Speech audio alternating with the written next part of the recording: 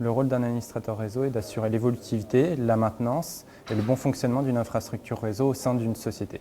Les activités les plus courantes d'un administrateur réseau au support, c'est la prise en compte des appels clients, l'ouverture de tickets qui est en fait une ouverture de dossier d'incident pour notre client, le traitement de cet incident, la résolution et également la maintenance de notre informatique interne au sein d'ABC System. Mes collègues du niveau 1 réceptionnent l'appel, qualifient l'appel en fait, ce qu'on dit dans le jargon, et surtout créent le ticket ou ouverture de dossier. Et si en fait la problématique est du domaine niveau 2, donc de mes compétences, ils me le transfèrent directement à moi.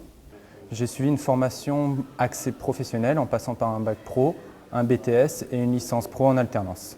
Dans le cadre de mon métier, souvent les commerciaux nous sollicitent sur certains projets. Là, dans ce cas-là, Samir a un projet réalisé.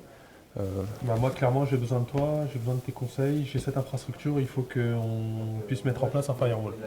Donc, de ce que je vois par rapport à ton client, pour la mise en place sur cette infrastructure-là, j'estimerais à peu près à 2-3 jours de mise en place. Cette estimation permet à Samir de revenir vers son client et donc de proposer la prestation à son client et de transmettre le devis pour réaliser ce projet. Là, typiquement, Virginie m'a sollicité parce qu'elle avait un problème de blocage sur son PC. Je viens de résoudre le problème, donc c'était un problème au niveau de son Outlook qui était planté. Donc là, le problème est résolu. Les qualités requises pour être un bon administrateur réseau sont, je pense, une bonne communication avec ses collègues, avec les clients et être relativement carré dans son travail de tous les jours. Ce qui me plaît le plus dans mon quotidien, c'est vraiment l'interaction avec mes collègues avec qui on s'entend vraiment bien, on forme une très bonne équipe.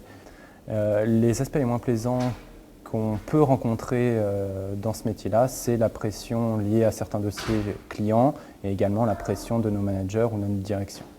Dans quelques années, je m'imagine au poste d'ingénieur réseau, ce qui veut dire plus de responsabilités, plus de technologies diverses à gérer et une évolution normale de mon métier actuel.